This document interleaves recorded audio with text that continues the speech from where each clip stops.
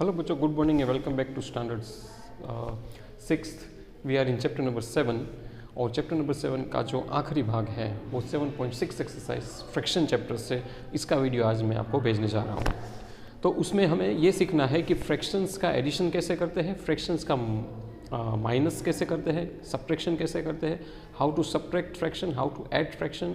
कुछ प्रॉब्लम्स हम फ्रैक्शन के मैंने यहाँ दिए हैं, बस वही सीखना है जो बहुत ही आसान है. तो आपके 7.6 एक्सरसाइज में क्वेश्चन नंबर 1 और 2 से कुछ सम्स मैंने लिए हैं, वो आप टेक्स्ट बुक को खुला रखकर आप जब भी ये वीडियो देखो तो क्वेश्चन देख लेना उसमें से. तो एक क्वेश्चन है हमारा A 2/3 + 1/7.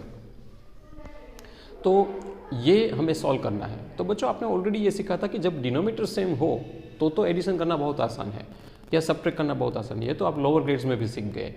अगर डिनोमीटर सेम हो तो ऊपर जो भी फ्रैक्शन, ऊपर जो भी नंबर दिए है उसको सिर्फ प्लस कर देना है और कुछ नहीं करना है.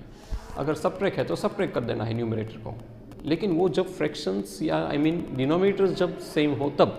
लेकिन जब डिनोमीटर अलग हो तो कुछ प्रोसीजर करनी पड़ती है, मतलब एलसीएम निकालना पड़ता है. एलसीएम निकालकर डिनोमीटर को पहले सेम करना पड़ता है, वो प्रोसीजर करनी पड़ती है. फिर हम न्यूमरेटर को प्लस या माइनस करके आंसर लेके आ सकते हैं. तो आपका 7.6 का जो फर्स्ट सम है ए, उसमें 2/3 + 1/7 है. यहाँ पे आप देख सकते हैं कि डिनोमीटर सेम नहीं है. तो जब भी डिनोमीटर सेम ना हो तो सबसे पहला काम आपको बच्चों ये करना है कि डिनोमीटर को सेम करना है. डिनोमीटर सेम करने के लिए आपको इस 3 और 7 जो दो डिनोमीटर इसका एलसीएम निकालना पड़ेगा.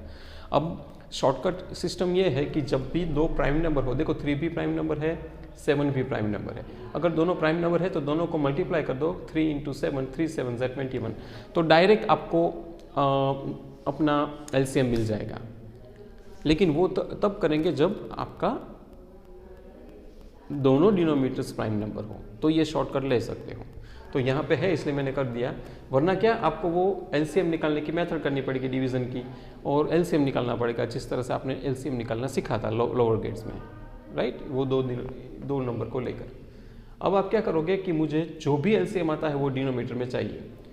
तो सबसे पहले आप 2/3 उठाओ. अब आपको पता है कि मुझे अगर 21 चाहिए तो जो पहले डिनोमीटर में जाओ. डिनोमिनेटर में मुझे 3 को किन से मल्टीप्लाई करना पड़ेगा तो 21 आएगा. क्योंकि एलसीएम 21 है इसलिए मुझे डिनोमीटर में 21 ही चाहिए. तो मैं 3 को 7 से मल्टीप्लाई करूंगा तो 21 आएगा. तो अगर नीचे 27 से मल्टीप्लाई किया मैंने, देखो 3 को 7 से मल्टीप्लाई किया तो 21 आया. अब नीचे 7 से तो कंपलसरी न्यूमरेटर जो 2 है आपका, उनको भी 7 से ही मल्टीप्लाई करना पड़ेगा. तो 2 को 7 से मल्टीप्लाई किया तो 14 आया. तो मेरा पहला आंसर मिला 14/21. ठीक है. अब 1/7 को उठाओ, प्लस की साइन रख दो बीच में जैसे रखते हो. यहाँ तो जगह नहीं है वरना आप स्ट्रेट ही कर सकते हो. तो 1/7. अब 7 को मैं किन से मल्टीप्लाई करूँ तो 21 आया. आपको डिनोमीटर से ही करना है स्टार्ट, न्यूमरेटर से नहीं. ये ध्यान रहे हमेशा डिनोमीटर, क्योंकि डिनोमीटर में मुझे 21 चाहिए, न्यूमरेटर में नहीं. तो 7 3 तो 7 को मैं 3 से मल्टीप्लाई करूँगा तो 21 आएगा. तो नीचे 3 से तो ऊपर भी 3 से, क्योंकि न्यूमरेटर और डिनोमीटर को सेम ही डिजिट से मल्टीप्लाई करना पड़ेगा. ये हमेशा याद रखना. तो 1 3 3 एंड 7 3 21. अब जो नया दो फ्रैक्शंस बने उसमें देखो डिनोमीटर 21 सेम आ गया. अगर नीचे 21 आ गया तो फिर लिख लो 14/21 + 3/21. अब डिनोमीटर सेम है देखो, तो फिर ऊपर का सिर्फ प्लस कर दो. 14 + 3 17, नीचे 21 का 21 लिख दो. तो आंसर आ गया 17/21. तो बच्चों बहुत ही आसान है, बस एक एलसीएम सही निकलना चाहिए. यही पॉइंट का आपको ध्यान रखना है.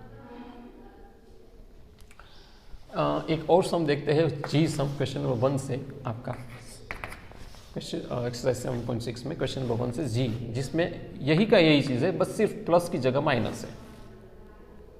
तो प्लस की जगह 3/4 - 1/3. अब यहाँ डिनोमीटर को पहले देखो. डिनोमीटर को जब मैंने देखा तो 2 नंबर है, मुझे एलसीएम निकालना पड़ेगा क्योंकि डिनोमीटर सेम नहीं है. और दूसरी बात यहाँ पे जो मैंने बताई थी कि अगर दोनों प्राइम नंबर है तो डायरेक्टली एलसीएम निकाल सकते हो. लेकिन यहाँ पे एक कॉम्पोजिट नंबर है और एक प्राइम है, तो आप ट्रेडिशनल मेथड से जा सकते हो. 4 और 3 को लीजिए डिनोमीटर को यहाँ पे, और फिर डिवीज़न करते जाइए, 2 2 ज़ा 4, 2 के टेबल में 3 नहीं आता इसलिए उसको ऐसे ही उतारिए, फिर से 2 1 ज़ा 2, 3 को फिर से ऐसे ही उतारिए।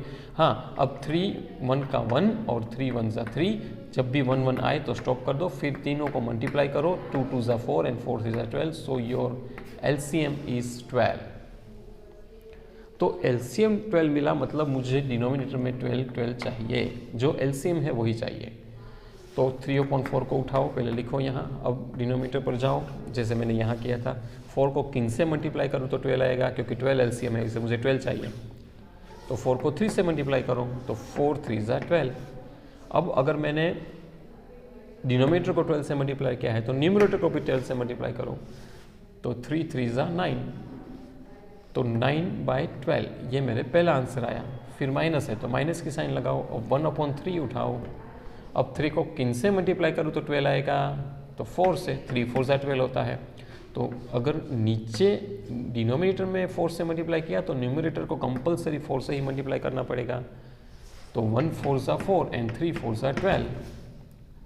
अब मुझे दो नए फ्रैक्शंस मिले, वो 9/12 माइनस 4/12, ये दो फ्रैक्शंस मिले। अब 9/12 एंड 4/12 में 9 में से 4 निकालो तो 5, 12 का तो 12 ही रहेगा, तो आंसर मिल गया 5/12। तो बच्चों बहुत ही आसान है, ये आपको समझ में आता होगा। अगर ना समझ में आए तो फिर से वीडियो को रिवाइंड करो, you will definitely get it. This is very simple sums. अब यही क्वेश्चन नंबर 1 का के सम उठा रहा हूँ जिसमें मिक्स्ड फ्रैक्शन है, 1 इंटीजर 1/3 प्लस 3 इंटीजर 2/3। तो मिक्स फ्रैक्शन दिया है। अगर मिक्स फ्रैक्शन दिया है तो पहले आपको इसको पहले इम्प्रॉपर फ्रैक्शन में बदल दो। इम्प्रॉपर फ्रैक्शन में बदलना आपने ऑलरेडी लोअर ग्रेड्स में सीखा ही है। तो क्या करेंगे पता है, इन दोनों को मल्टीप्लाई, 3 1 ज़ा 3 और ये जो ऊपर का है उसको प्लस करो, 3 1 ज़ा 3 प्लस 1 4, तो 4 नीचे 3 का 3 लगा दो, प्लस प्लस की साइन, यहाँ भी सेम, 3 3 ज़ा 9 प्लस 2 11, 11/3। तो देखो अब दोनों इम्प्रॉपर फ्रैक्शन में बदल गए। तो ये जो स्वरूप था ओरिजिनल वो स्वरूप आ गया।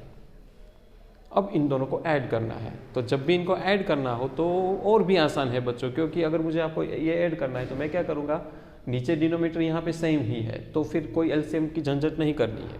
हाँ, अगर सेम नहीं होते तो इस तरह से फिर से आपको प्रोसीजर करके एलसीएम निकाल कर फिर कर देना है, ठीक है। लेकिन यहाँ पे जब एलसीएम डिनोमिनेटर ही सेम है तो सिर्फ न्यूमरेटर को ऐड करना है, 11 + 4 15 और नीचे 3 का 3 और 3 5 ज़ा 15।